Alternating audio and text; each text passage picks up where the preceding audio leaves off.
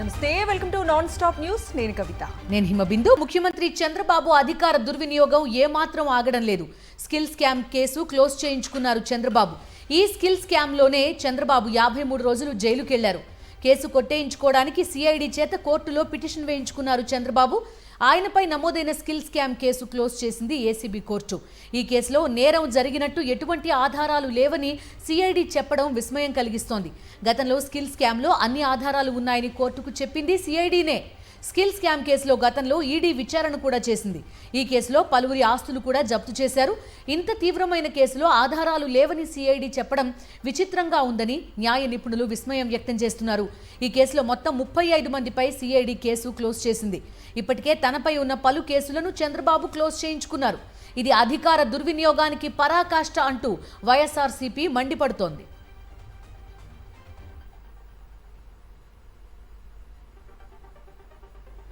చంద్రబాబు వ్యవస్థలను నిర్వీర్యం చేస్తున్నారని ధ్వజమెత్తారు మాజీ మంత్రి కురసాల కన్నబాబు. దర్యాప్తు సంస్థలను తన ఇంట్లో సంస్థలుగా మార్చేసుకున్నారని మండిపడ్డారు. ఈ సంక్రాంతికి బాబే సంక్రాంతి కానుక ఇచ్చుకున్నారని ఎద్దేవా చేశారు. తన మీద ఉన్న స్కిల్ స్కామ్ కేసును ఎత్తివేయించుకున్నారని వైఎస్ఆర్సీపీ నేతలు తెలిపారు. ఒక ముఖ్యమంత్రి స్థానంలో కూర్చున్న ఒక నాయకుడు తనపై ఉన్న కేసుల్ని తనే ఎత్తేసుకుంటూ ఈ దేశానికి ఒక మెసేజ్ ఇస్తా ఉన్నాడు. అవినీతి జరిగింది అని కేంద్ర దర్యాప్తు సంస్థలు తేల్చి, ఆనాటి ప్రభుత్వం ఉన్న సిఐడి తేల్చి ఆధారాలతో సహా కేసు పెడితే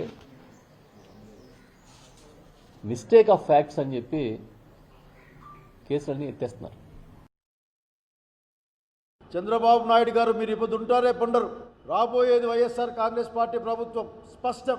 మీరు మీ పైన ఉన్న ఆరోపణల్ని, కోర్టులో ఉన్న కేసుల్ని మీరు కోర్టు ముందర, న్యాయస్థానం ముందర నిలబడి వాదించి మీ పైన వచ్చిన ఆరోపణలకి సాక్ష్యాలతో వివరించి బయటికి రావాలి. ఎందుకంటే ఈ రాష్ట్రాన్ని పరిపాలించేవాడిగా నేను సీనియర్ ఇలా దేశంలోనే చెప్పుకునే మిమ్మల్ని చూసి చాలామంది నేర్చుకునే అవకాశం ఉంది. కాబట్టి ఒక ఆరోపణ వస్తే ఏ విధంగా బయటపడాలి, ఏ విధంగా కోర్టులో నిలబడాలి అని నువ్వు ఆలోచించి చేసుకుంటే బాగుండేది. విభజన హామీలు ముగిశాయనే వాళ్లు ఆంధ్రకు పట్టిన శని దరిద్రం అని మండిపడ్డారు. ప్రత్యేక హోదా, విభజన హామీల సాధన సమితి అధ్యక్షుడు చలసాని శ్రీనివాస్. ప్రైవేటీకరణ చేసేందుకు స్టీల్ ప్లాంట్ ఏమైనా ఎవరి జాగీరు అని ప్రశ్నించారు. స్టీల్ ప్లాంట్కు గనులు వద్దన్న వారెవరో అందరికీ తెలుసన్నారు. కడుపు మండిపోతా ఉందండి. ఇక్కడ విభజన హామీలు, హోదా అనేది ముగిసిన చాప్టర్ అనేవాళ్ళు ఆంధ్రాకు పట్టిన శని దరిద్రం ద్రోహులు. పక్కన తెలంగాణ ముఖ్యమంత్రి రేవంత్ రెడ్డి గారు వచ్చి ఇక్కడ సింహనాదం చేసి వెళ్ళారు. తోటి ముఖ్యమంత్రి వాళ్ళ నాయకులందరూ వచ్చారు విశాఖపట్నం స్టీల్ ప్లాంట్ కాపాడుకోవడానికి. ఏమైంది ఇక్కడ నాయకులకి? ఎందుకని బాధితులు ఉండిపోయారు అక్కడ అని అడుగుతున్నాం. ఇప్పుడు మైన్స్ వద్దని చెప్పిన గాడిదలు ఎవరో మాకు కావాలండి. అడ్డగాడిదలు ఎవరో సిగ్గుందాలకే మీ అయ్య జాగిరా, మీ తాత జాగిరని 14.8% వడ్డీ వేసి ఆ ఆదాని అండ్ కంపెనీకి 8% వడ్డీ వేసిన మాట వాస్తవమా కాదా? సిగ్గుందా మీ కేంద్రానికి? ఇక్కడ 14,000 కోట్లు ఇచ్చారా? మీరు డబ్బులు తీసుకుని మళ్ళీ బ్యాంకులు కట్టేసుకుని నాటకం ఆడుతున్నారా? 6,000 మంది పట్టుకొట్టారా? రాయలసీమలో ప్రాజెక్టుల నిర్మాణం జరుగుతుంటే చంద్రబాబు అందరినీ తీసుకెళ్లి చూపించాలని డిమాండ్ చేశారు వైఎస్ఆర్సీపీ రాష్ట్ర ప్రధాన కార్యదర్శి ఎస్వి సతీష్ రెడ్డి. ఈ నెల 19న లోపల అందరినీ తీసుకెళ్లాలని, లేదంటే తామే స్వయంగా పరిశీలనకు వెళ్తామని ఆయన అల్టిమేటం ఇచ్చారు. రాయలసీమ ఎత్తిపోతులను చంద్రబాబు సర్వనాశనం చేశారని, అది నిరర్ధక ప్రాజెక్టే అయితే తమ పార్టీ నేతలను ఎందుకు అడ్డుకుంటున్నారని నిలదీశారు సతీష్ రెడ్డి. ఈరోజు ఈ ప్రభుత్వానికి అల్టిమేటం ఇస్తున్నాం. ఈ పండగ అయిపోయేటువంటి రోజు లోపల 18, 19 తేదీ లోపల మీరంతకు మీరు ప్రాజెక్టులందరినీ తీసుకొని పోయేటువంటి పనును మీరే కల్పించండి. మీ ఆధ్వర్యంలోనే మమ్మల్ని పిలుచుకొని పోయి మీరు చూపించండి. ఇక్కడంతా ఇది జరుగుతున్నాయని పిలుచుకొని పోయి చూపించండి. మేము కూడా హర్షిస్తాం కదా. నీకంటే పెద్దగా మేము చప్పట్లు కొడతాం. అవి జరుగుతున్నాయా, వాస్తవం, ఇది మేము చెప్పింది తప్పని చెప్పి మేమే అడుగుతాం. కూటమి సర్కార్ రాయలసీమ లిఫ్ట్ ఇరిగేషన్ స్కీమ్ ని పక్కన పెట్టి సీమకు తీరని ద్రోహం చేసిందని రైతు సంఘాలు మండిపడుతున్నాయి. కడప వైఎస్ఆర్ ప్రెస్ క్లబ్ లో వైఎస్ఆర్సీపీ రైతు విభాగం ఆధ్వర్యంలో జరిగిన రౌండ్ టేబుల్ సమావేశానికి పలు రైతు సంఘాల నాయకులు హాజరయ్యారు. రాయలసీమ కరువుకు శాశ్వత పరిష్కారం చూపే ఈ ప్రాజెక్టును నిలిపివేయడం దారుణమని, తక్షణమే ప్రభుత్వం రాయలసీమ ఎత్తిపోతల పనులు కొనసాగించాలని రైతు సంఘాల నేతలు డిమాండ్ చేశారు. మరి లోటు బడ్జెట్ అయినప్పటికీ కూడా కరోనా కష్టకాలంలో జగన్మోహన్ గారు ఈ ప్రాంతానికి సంబంధించి ఇంత కష్టపడి భర్తీ చేస్తే కనీసం దాని ఈరోజు నీరు గార్చే విధంగా తప్పుడు సంఖ్య శ్రమించి ఒక రాయలసీమలో పుట్టి బిడ్డగా ఇంత 40 సంవత్సరాల రాజకీయాన్ని ఉండడానికి ఈ స్థాయికి తెచ్చింది ఈ రాయలసీమ అయితే, ఈ తల్లికి రొమ్మగోడు గుద్దినట్టు నాడు ఎన్టీఆర్ రామారావుకు బిడ్డనిచ్చే విధంగా గుర్తున్నాడో ఈరోజు రాయలసీమ ప్రజలందరికీ కూడా అదే విధంగా గుర్తున్న పరిస్థితి ఈరోజు చంద్రబాబు మనం చూస్తున్నాం. బీఆర్ఎస్ హయాంలో అశాస్త్రీయంగా జిల్లాల విభజన జరిగిందన్నారు మంత్రి సీతక్క. అధికార యంత్రాంగానికి పాలనాపరమైన సమస్యలు ఎదురవుతున్నాయని తెలిపారు. ప్రస్తుతం జిల్లాల తొలగింపు ఉండదు, కానీ జిల్లా సరిహద్దుల్లో మార్పులు జరుగుతాయని స్పష్టం చేశారు. స్థానిక ప్రజల అభిప్రాయాలు తీసుకుని వారి ఆంక్షల మేరకే జిల్లా సరిహద్దులు ఏర్పాటు చేస్తామని మంత్రి సీతక్క చెప్పారు. సీఎం గారు ఖమ్మం వెళ్తున్నారు, మరి వాళ్ళు టైం లేదా అక్కడ చేయడం కూడా బాగుంటుంది. ఇప్పటివరకు జిల్లాల వారీగా క్యాబినెట్లు జరగలేదు, జిల్లాల వారీగా కూడా చేస్తే బాగుంటుంది అనేది. అదేవిధంగా పండగ కూడా రాష్ట్ర పండగ కూడా ఉన్నది. తర్వాత అక్కడ అందరు కూడా వచ్చి ఓపెనింగ్ కూడా పార్టిసిపేట్ చేసినట్టు ఉంటుందని కావచ్చు, నాకు తెలియదు డీటెయిల్స్గా, కానీ చేయాలనేది ఒక అభిప్రాయం ఉన్నట్టుగా తెలుస్తుంది. ఇప్పటి నుంచి ఏమైనా జిల్లాల వారీగా మారుస్తారేమో, జిల్లాల వారీగా కూడా పెట్టడం మంచిది. యాక్చువల్గా అన్ని ఉమ్మడి జిల్లాల వారీగా వెళ్తే బాగుంటుంది. సికింద్రాబాద్ను మార్చడం లేదంటూనే ఇక్కడి ప్రాంతాలన్నీ మల్కాజ్గిరిలో కలుపుతున్నారని మండిపడ్డారు. మాజీ మంత్రి తలసాని శ్రీనివాస్ యాదవ్ విభజన పేరిట తమ ఆత్మగౌరవంపై దెబ్బ కొడితే చూస్తూ ఊరుకోమన్నారు. సికింద్రాబాద్ని ముక్కలు చేస్తే సీఎం రేవంత్ రెడ్డిని కూడా ముక్కలు చేస్తామంటూ ఇటీవల తాను చేసిన వ్యాఖ్యలపై స్పందించారాయన. ముఖ్యమంత్రిపై చేసిన వ్యాఖ్యలను వెనక్కి తీసుకునేందుకు అభ్యంతరం లేదన్నారు మాజీ మంత్రి తలసాని శ్రీనివాస్ యాదవ్. పునర్విభజన అనేది కేసీఆర్ గారి నాయకత్వంలో 33 జిల్లాలు అయినాయి. పరిపాలన చాలా సాఫీగా జరుగుతుంది. మీరు మీ మేనిఫెస్టోలో పెట్టినటువంటి 406 హామీలు, 6 గ్యారెంటీలు ఫస్ట్ అది ఇంప్లిమెంట్ చేయండి. మీరు ఆ పని వదిలిపెట్టేసి ఈ పనికిరాని పని పెట్టుకుంటే అల్టిమేట్గా అక్కడ ప్రజలు ఏంది అనేది నిర్ణయిస్తారు. 10 జిల్లాలు ఉన్నటువంటి రాష్ట్రాన్ని 33 జిల్లాలో కేసీఆర్ గారు చేసిర్రు. అక్కడ మెడికల్ కాలేజీలు వచ్చినాయి, జిల్లా హెడ్ క్వార్టర్స్ వచ్చినాయి, అదంతా జరుపుకుంటూ పోతుంది. తెలంగాణలో జిల్లాల పునర్విభజన ప్రక్రియకు సంబంధించి అఖిలపక్ష సమావేశం ఏర్పాటు చేయాలని డిమాండ్ చేశారు ఎంపీ డీకే అరుణ. ప్రజాప్రతినిధుల అభిప్రాయాలతో పాటు పబ్లిక్ హియరింగ్ కూడా పెట్టాలన్నారు. గతంలో జిల్లాల పునర్వ్యవస్థీకరణ ఇష్టారాజ్యంగా జరగటం వల్లనే ఈ గందరగోళం తలెత్తిందని విమర్శించారు ఎంపీ డీకే అరుణ.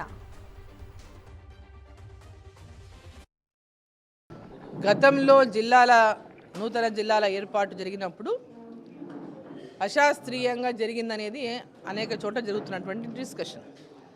అంటే ఆ రోజు పార్టీలో అధికారంలో ఉన్నటువంటి పార్టీ తమకు ఎట్లా ఇష్టం ఉంటే అట్లా చేసిండు, తమకు ఎవరి మీద ప్రేమ ఇది ఉంటే అట్లా ఇష్టం వచ్చినట్టుగా జిల్లాలు పెంచింది, అవసరం ఉన్న దానికంటే అనేటటువంటి ఒక టాకు చాలా నడిచింది కూడా, మనం చూసినాం ఆ రోజున. కానీ ఈరోజు ఆల్రెడీ జిల్లాలు అయినాయి. సో జిల్లాలు అయిన తర్వాత ఇప్పుడు తీస్తామంటే అదొక పెద్ద ప్రాబ్లమే ఉంటుంది ఎవరికైనా కూడా. కాకినాడ జిల్లా సార్లంకపల్లిలో జరిగిన అగ్ని ప్రమాదంపై దిగ్భ్రాంతి వ్యక్తం చేశారు వైఎస్ఆర్సీపీ అధినేత వైఎస్ జగన్మోహన్ రెడ్డి. అగ్ని ప్రమాదంలో 38 పూరిళ్లు పూర్తిగా ఆహుతవ్వడంపై విచారం వ్యక్తం చేశారు. బాధితులను ఆదుకోవాలని ప్రభుత్వాన్ని డిమాండ్ చేశారు. బాధితులకు వెంటనే వసతి, ఆహారం అందించాలన్నారు. తక్షణ సాయంగా ఒక్కో బాధిత కుటుంబానికి ₹1,00,000 ఆర్థిక సాయం అందించాలని, కొత్త ఇళ్లు మంజూరు చేయాలన్నారు వైఎస్ జగన్. అప్పటి వరకు వసతి, ఇతర సహాయం అందించాలని ప్రభుత్వాన్ని డిమాండ్ చేశారు ఆయన. సార్లంకలో అగ్ని ప్రమాద బాధితులను పత్తిపాడు వైఎస్ఆర్సీపీ ఇన్ఛార్జ్ ముద్రగడ గిరిబాబు పరామర్శించారు. ఈ ప్రమాదంలో సర్వం కోల్పోయిన గిరిజన కుటుంబాలను ఓదార్చి వైఎస్ఆర్సీపీ అండగా ఉంటుందని భరోసా ఇచ్చారు. అనంతరం బాధితుల కుటుంబాలకు దుస్తులు, వంట సామాగ్రి, నిత్యావసర వస్తువులు, బియ్యాన్ని అందజేశారు. బాధితుల కుటుంబాలకు పక్కా ఇళ్లు నిర్మించి ఒక్కొక్క కుటుంబానికి 2 లక్షల చొప్పున ఆర్థిక సాయం అందించాలని ప్రభుత్వాన్ని డిమాండ్ చేశారు ముద్రగడ గిరిబాబు.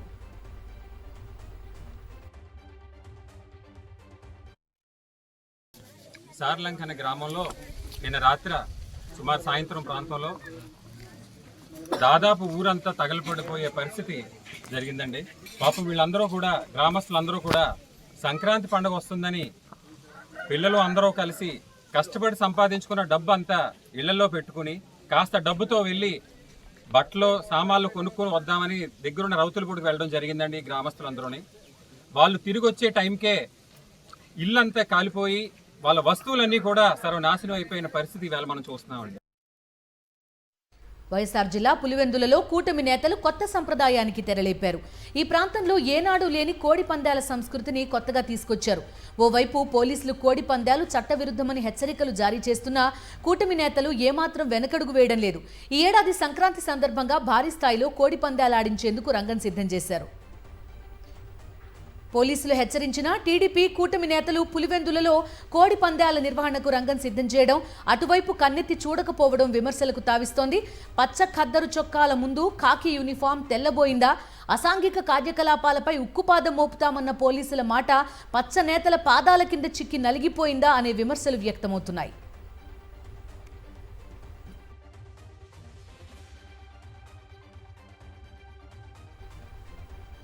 ఉమ్మడి కృష్ణా జిల్లాలో భారీ స్థాయిలో కోడి పందాలకు ఏర్పాట్లు జరుగుతున్నాయి. బరుల ఏర్పాటులో టీడీపీ జనసేన నేతలు భాగస్వామ్యమయ్యారు. సాంప్రదాయ ముసుగులో గుండాట, పేకాటలకు ఏర్పాట్లు చేస్తున్నారు. కోడి పందాల శిబిరాలు మినీ స్టేడియాలను తలపిస్తున్నాయి. కూటమి నేతల కనుసన్నల్లో మినీ క్యాసినోలు జరుగుతున్నాయి.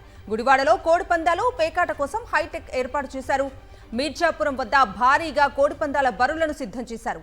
విజేతలకు ఆకర్షణీయమైన బహుమతులను రెడీ చేశారు నిర్వాహకులు.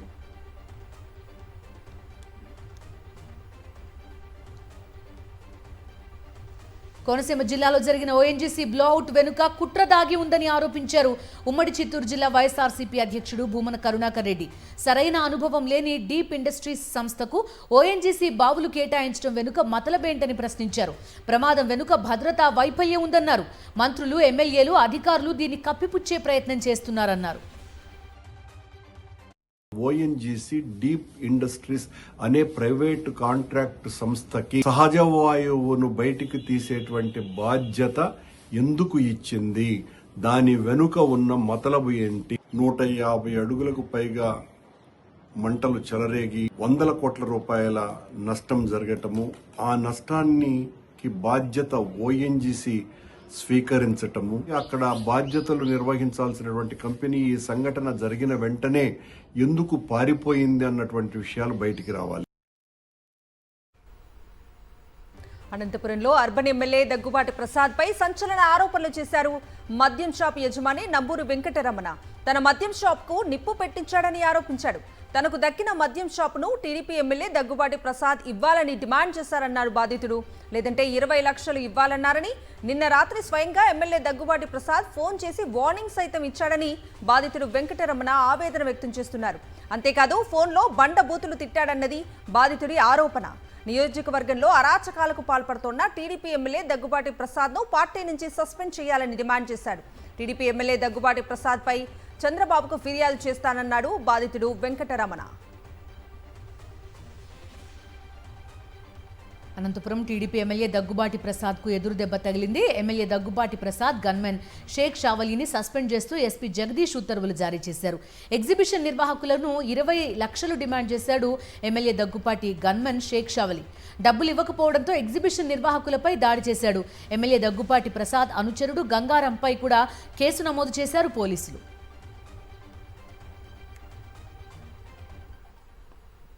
నెల్లూరు సెంట్రల్ జైల్లో ఉన్న మాచర్ల మాజీ ఎమ్మెల్యే పిన్నెల్లి రామకృష్ణారెడ్డి సోదరులతో వైఎస్ఆర్సీపీ నేతలు ములాఖాత్ అయ్యారు.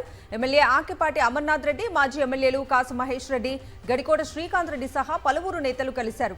జైల్లో పిన్నెల్లి సోదరులకు సరైన సదుపాయాలు కల్పించకుండా కక్ష సాధిస్తున్నారని పార్టీ నేతలు మండిపడ్డారు.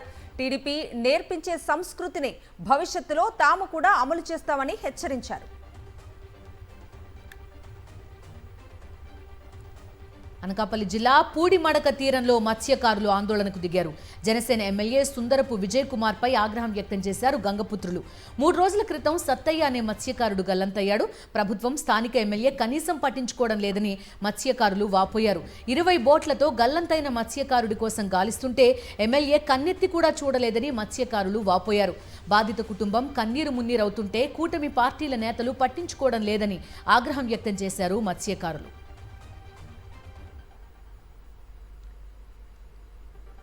భవన నిర్మాణ కార్మికులను కూటమి ప్రభుత్వం దారుణంగా మోసం చేసిందని మండిపడ్డారు సిఐటియు రాష్ట్ర కార్యదర్శి ఆర్వి నరసింహారావు. 2 ఏళ్లైనా ఒక్క సంక్షేమ పథకం కూడా అందించలేదన్నారు. సంక్షేమ బోర్డులో 1200 కోట్ల రూపాయల నిధులున్నా వాటిని ప్రచారానికి మాత్రమే వాడుకుంటోందన్నారు. భవన నిర్మాణ కార్మికుల పాలిట కూటమి ప్రభుత్వం శాపంలా మారిందని ఆగ్రహం వ్యక్తం చేశారు నరసింహారావు. సమస్యలు పరిష్కరించాలంటూ సిఐటియు ఆధ్వర్యంలో భవన నిర్మాణ కార్మికులు విజయవాడలోని కార్మిక శాఖ కమిషనర్ ఆఫీస్ ముందు ఆందోళన చేపట్టారు. నెల్లూరు జిల్లా కోవూరులో టీడీపీ నేతలు పేటరేగిపోతున్నారు. జోరుగా గ్రావెల్ అక్రమ రవాణాకు తెరలేపుతున్నారు. భారీ వాహనాలతో యథేచ్ఛగా తవ్వకాలు చేపట్టి బోర్డర్ దాటిస్తున్నారు. కొట్టాలు గ్రామ సమీపంలో భారీ జేసీబీలను ఉపయోగించి తవ్వకాలు చేపట్టగా రెవెన్యూ అధికారులు జోక్యం చేసుకోవడం లేదు. అడ్డగోలుగా తవ్వకాలు చేపడుతున్నారని సమీప గ్రామాల ప్రజలు ఆందోళన వ్యక్తం చేస్తున్నారు. మరోవైపు కోవూరు నియోజకవర్గంలో తట్టమట్టి కూడా అక్రమంగా బయటకు వెళ్లనివ్వను అని ఎమ్మెల్యే వేమిరెడ్డి ప్రశాంతిరెడ్డి గతంలో శపథం చేశారు. కానీ మట్టి తట్టతో కాదు, ఏకంగా భారీ జేసీబీలు లారీలతో తరలిస్తున్నారని సోషల్ మీడియాలో ఎమ్మెల్యేపై సెటైర్లు వేస్తున్నారు.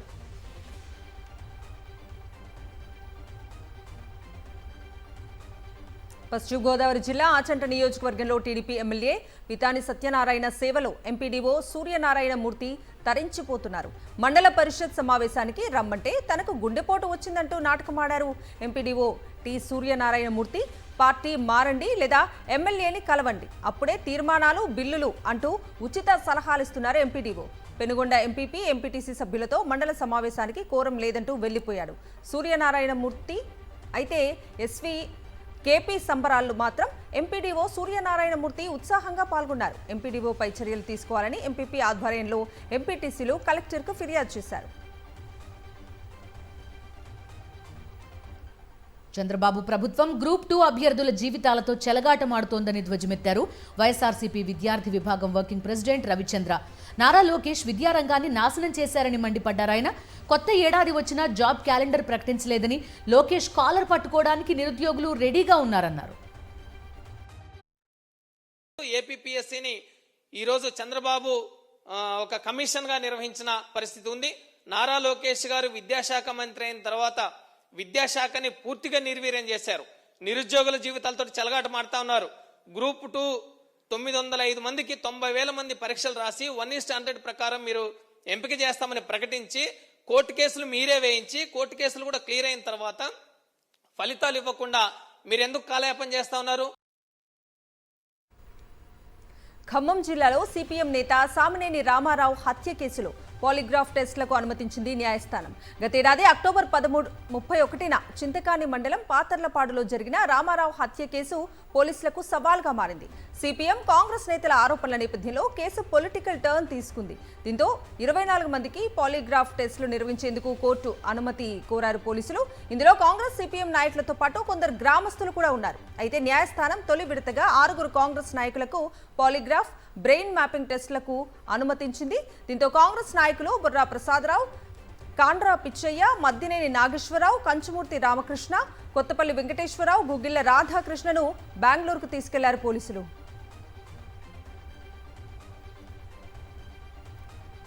విశాఖ నగర వైఎస్ఆర్సీపీ కార్యాలయంలో సంక్రాంతి వేడుకలు అంబరాన్నంటాయి. తెలుగు సంప్రదాయం ఉట్టిపడేలా వేడుకలు ఘనంగా నిర్వహించారు. భోగి మంటలు వేసి ఆనందోత్సాహాల నడుమ ఆడిపాడి సందడి చేశారు. హరిదాసుల కీర్తనలు, గంగిరెద్దుల విన్యాసాలు ప్రత్యేక ఆకర్షణగా నిలిచాయి. ప్రభుత్వ మెడికల్ కాలేజీలను ప్రైవేట్ పరం చేస్తూ ప్రభుత్వం విడుదల చేసిన జీవోలను వైఎస్ఆర్సీపీ నేతలు భోగి మంటల్లో వేసి తగులబెట్టారు.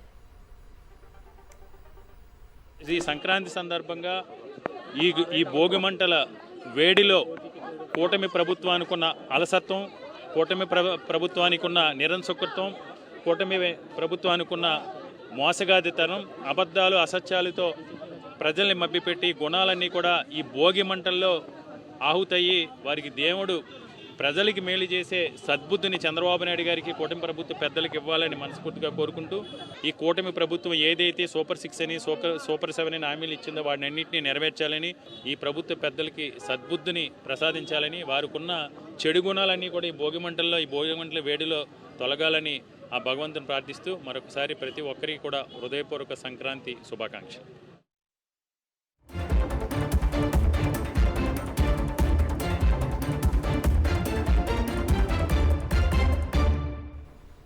నేషనల్ అప్డేట్స్ చూద్దాం. చైనా వితండవాదం చేస్తోంది. సరిహద్దుల్లోని షాక్స్కామ్ లోయ ప్రాంతం తమదేనంటూ మళ్లీ ప్రకటించుకుంది.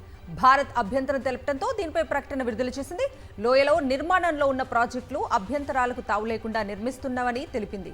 షాక్స్కామ్ లోయలో చైనా ఆధ్వర్యంలో మౌలిక వస్తువుల అభివృద్ధి ప్రాజెక్టులపై ఇటీవల భారత్ తీవ్ర అభ్యంతరం వ్యక్తం చేసింది. భారత సమగ్రతకు ప్రయోజనాలకు భంగం కలిగితే తగు చర్యలు తీసుకునే హక్కు తమకుందని స్పష్టం చేసింది. షాక్స్కామ్ లోయ పూర్తిగా భారతే అని తేల్చి చెప్పింది. తాజాగా భారత్ ప్రకటనపై స్పందించిన చైనా షాక్స్కామ్ లోయ భారత్ది కాదని తమదే అని వాదించింది.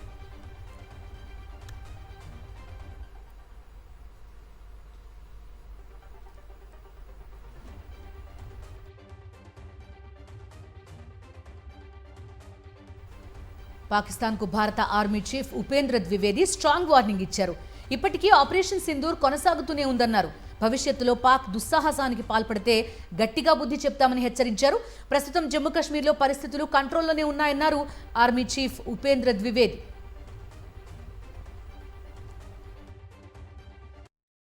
Through 22 minutes of initiation on 7th May and an orchestration that lasted 88 hours up to 10th May, the operation reset strategic assumptions by striking deep, dismantling terror infrastructure, and puncturing the long-standing nuclear rhetoric.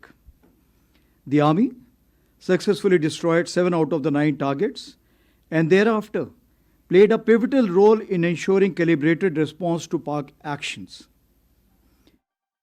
Karur తొక్కిసలాట ఘటనపై TVK అధినేత విజయ్ను మరోసారి విచారించనుంది CBI.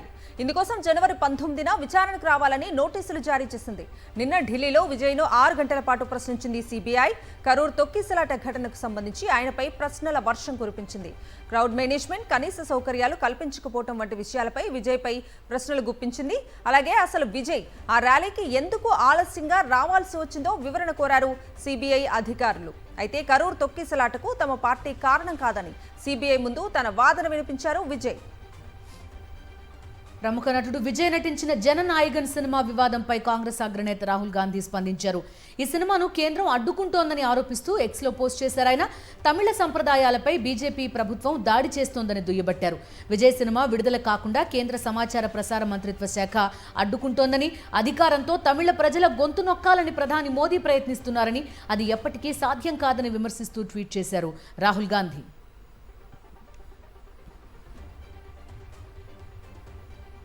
Quick commerce సేవలపై కేంద్రం కీలక నిర్ణయం తీసుకుంది. Gig వర్కర్ల పని పరిస్థితులు, వాళ్ళ జీతాలు, సామాజిక భద్రతను దృష్టిలో పెట్టుకుని 10 నిమిషాల్లో డెలివరీ ఇచ్చే విధానాన్ని రద్దు చేస్తున్నట్లుగా ప్రకటించింది. ఈ ప్రకటన చేయడానికి ముందు క్విక్ కామర్స్ డెలివరీ సంస్థలతో సమావేశం నిర్వహించారు. బ్లింకిట్ ఇప్పటికే 10 నిమిషాల డెలివరీ విధానాన్ని తొలగించగా ఇతర క్విక్ కామర్స్ సంస్థల్ని కేంద్రం ఒప్పించి రద్దు చేసినట్లుగా కేంద్రం ప్రకటించింది. దేశవ్యాప్తంగా వీధి కుక్కలు స్వైర విహారం చేస్తున్నాయి. కుక్క కాట్లకు బలైపోతున్న ప్రజల సంఖ్య రోజురోజుకు పెరుగుతూనే ఉంది. ఇప్పుడు ఈ అంశంపై కీలక వ్యాఖ్యలు చేసింది సుప్రీం. వీధి కుక్కల బెడదను అరికట్టేందుకు రాష్ట్రాలు తగు చర్యలు చేపట్టకపోతే ఆయా రాష్ట్రాలపై భారీ జరిమానాలు విధిస్తామని హెచ్చరించింది. కుక్కల బారిన పడి వృద్ధులు, చిన్నారులు తీవ్రంగా గాయపడుతున్న నేపథ్యంలో ప్రతి కుక్క కాటుకు పరిహారం చెల్లించాల్సిందేనని స్పష్టం చేసింది. కుక్క కాటు బాధితులపై ఆ ప్రభావం జీవితకాలం ఉంటుందని పేర్కొన్న అత్యున్నత ధర్మాసనం వీధి కుక్కలకు ఆహారం పెడుతున్న వాళ్లపై కూడా అసహనం వ్యక్తం చేసింది. శబరిమల అయ్యప్ప స్వామి దర్శనానికి భక్తులు పోటెత్తారు. సంక్రాంతి పర్వదినాన మకర జ్యోతిని దర్శించుకునేందుకు భక్తులు లక్షలాదిగా శబరిమలకు చేరుకుంటున్నారు. కేరళలోని పత్నంమిట్ట, మకవిలక్కు ప్రాంతాల్లోని యాత్రా మార్గాలు అయ్యప్ప మాలధార్లతో కిక్కిరిశాయి. పంపానదిలో భక్తులు పవిత్ర స్నానాలు ఆచరించి అయ్యప్ప స్వామి స్మరణతో ముందుకు సాగుతున్నారు.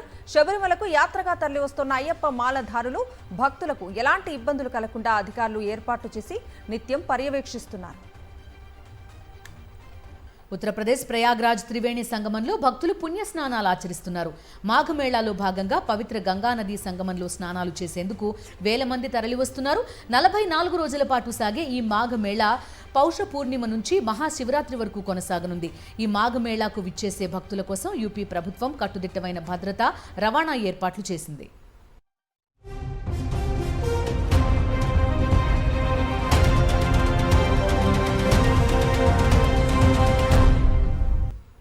ఇంటర్నేషనల్ అప్డేట్స్ చూద్దాం. గ్రీన్లాండ్ స్వాధీనం దిశగా అమెరికా అడుగులు వేస్తోంది. గ్రీన్లాండ్ విలీనం కోసం బిల్లు తీసుకొచ్చింది అమెరికా. గ్రీన్లాండ్ విలీనం రాష్ట్ర హోదా పేరుతో బిల్లును రెడీ చేసింది. బిల్లుతో గ్రీన్లాండ్ను అమెరికాలో విలీనం చేసుకునేలా చర్యలు చేపట్టింది.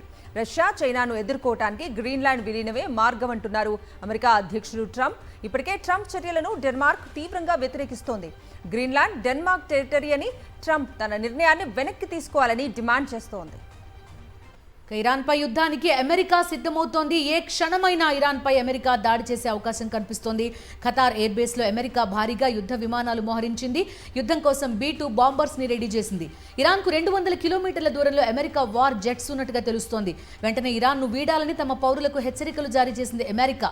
ఇరాన్, యుఎస్ మధ్య యుద్ధ వాతావరణంతో మరోసారి పశ్చిమాసియా ప్రాంతంలో ఉద్రిక్తతలు నెలకొన్నాయి. అయితే యుఎస్ హెచ్చరికలకు భయపడేది లేదని ధీటుగా బదులిస్తామంటోంది ఇరాన్. ఇరాన్లో అక్కడి ప్రభుత్వానికి వ్యతిరేకంగా కొనసాగుతున్న ఆందోళనల్లో భారీ సంఖ్యలో మరణాలు సంభవిస్తున్నాయి. ఇప్పటివరకు 600 మందికి పైగా చనిపోయినట్లుగా అధికారికంగా సమాచారం రాగా ఈ సంఖ్య 2000కు పైగా ఉండొచ్చని ఇరాన్ అధికారులు సంకేతాలు ఇచ్చారు. ప్రభుత్వ వ్యతిరేక నిరసనలతో దద్దరిల్లుతున్న ఇరాన్లో పైకి కనిపించని మారణ హోమం నడుస్తోంది. ప్రజా వ్యతిరేకతను అణిచివేసేందుకు ఇరాన్ ప్రభుత్వం తమ దేశ పౌరుల పట్ల పాశవికంగా వ్యవహరిస్తోంది. ఇప్పటికే వందలాది ఉరిశిక్షల్ని అమలు చేసిన ఇరాన్ తన ప్రజలపై ఊచకోతకు పాల్పడుతోంది. దీనికి సంబంధించి తాజాగా వెలువడుతున్న కథనాలు, దృశ్యాలు ప్రపంచాన్ని వణికేలా చేస్తున్నాయి.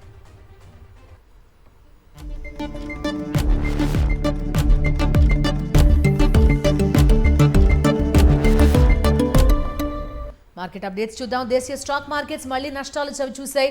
ఇవాళ కూడా సూచీలు నష్టాల్లో ముగిశాయి. సెన్సెక్స్ 260 పాయింట్లకు పైగా నష్టపోగా నిఫ్టీ 50 పాయింట్లకు పైగా నష్టపోయింది. ఉదయం ఆశాజనకంగానే ప్రారంభమైన మార్కెట్లు మధ్యాహ్నానికి నష్టాల్లోకి జారుకున్నాయి. వివిధ స్టాక్స్ ఒత్తిళ్లు, మార్కెట్ మిశ్రమ సంకేతాలు, టారిఫ్లు వంటివి ప్రభావం చూపడంతో మార్కెట్స్ భారీగా పతనమయ్యాయి. సెన్సెక్స్ 260 పాయింట్ల వరకు నష్టపోయి 83,600 వద్ద, నిఫ్టీ 50 పాయింట్లు నష్టపోయి 25,700 వద్ద ముగిసింది. బంగారం ధరలు మళ్లీ పెరిగాయి. ఇవాళ 22 క్యారెట్ల పసిడి 1550 రూపాయలు పెరిగింది. తులం 1,30,300 రూపాయలు చేరింది. అలాగే 24 క్యారెట్ల గోల్డ్ 1690 పెరిగి 42,150 రూపాయలకు చేరింది. ఇక వెండి ధర 12,000 రూపాయలు పెరగడంతో ప్రస్తుతం కిలోకు హైదరాబాద్ నగరంలో 2.87 లక్షల రూపాయలకు చేరింది. ఇంటర్నేషనల్ మార్కెట్స్ లో కూడా బంగారం, వెండి ధరలు భారీగా పెరిగాయి. US Fed chairman Jerome Powell పై క్రిమినల్ విచారణకు అమెరికా అధ్యక్షుడు డొనాల్డ్ ట్రంప్ ఆదేశించడం బంగారం రేట్లపై ప్రభావం చూపిందని మార్కెట్ వర్గాలు విశ్లేషిస్తున్నాయి.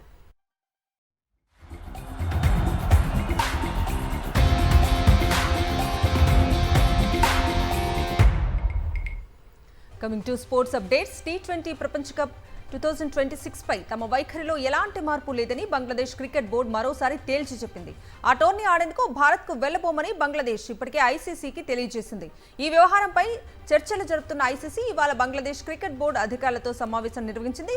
వర్చువల్ గా జరిగిన ఈ మీటింగ్లో బీసీసీ అధ్యక్షుడు మహమ్మద్ అమీనుల్ ఇస్లాం తదితరులు పాల్గొన్నారు. భద్రతాపరమైన సమస్యలను పేర్కొంటూ టోర్నమెంట్ కోసం భారత్కు వెళ్లకూడదని బంగ్లాదేశ్ తమ నిర్ణయాన్ని పునరుద్ఘాటించింది. ఆటగాళ్ల భద్రత దృష్ట్యా బంగ్లాదేశ్ మ్యాచ్లను భారత్ వెలుపల ఉన్న వేదికలను మార్చడాన్ని పరిశీలించాలని ఐసీసీని కోరింది బీసీబీ. అయితే ఇప్పటికే టోర్నమెంట్ షెడ్యూల్ ఖరారు కావటం, జట్లకు విమాన, హోటల్ గదుల టికెట్స్ బుక్ చేయడంతో బీసీబీ తన వైఖరి పునర్పరిశీలించుకోవాలని ఐసీసీ విజ్ఞప్తి చేసింది. రేపు రాజ్కోట్ వేదికగా భారత్ న్యూజిలాండ్ జట్ల మధ్య రెండో వన్డే జరగనుంది. వడోదరాలో జరిగిన తొలి వన్డే మ్యాచ్లో గెలుపొందిన భారత్ అదే జోరు కొనసాగించేందుకు సమాయత్తమైంది. విరాట్ కోహ్లీ ఫామ్ కి భారత్ కలిసి వస్తుందనే ఆశాభావం అభిమానుల్లో కనిపిస్తోంది. మరోవైపు న్యూజిలాండ్ రెండో మ్యాచ్లో గెలిచి తీరాలన్న పట్టుదలతో కనిపిస్తోంది. వడోదర మ్యాచ్ కి బద్లా తీర్చుకోవాలని కసిని కనబరుస్తోంది. ఇందుకోసం జట్టులో స్వల్ప మార్పులు చేసినట్టుగా తెలుస్తోంది. మరోవైపు భారత జట్టులో కూడా స్వల్ప మార్పులు జరిగే అవకాశాలు కనిపిస్తున్నాయి. ఇక రేపటి మ్యాచ్లో స్టార్ బ్యాటర్ శ్రేయస్ అయ్యర్ మరో 34 పరుగులు చేస్తే వన్డేల్లో 3000 మైలురాయిని చేరుకున్న భారత బ్యాటర్గా నిలిచే అవకాశం ఉంది. ఇవి నాన్ స్టాప్ న్యూస్ అప్డేట్స్.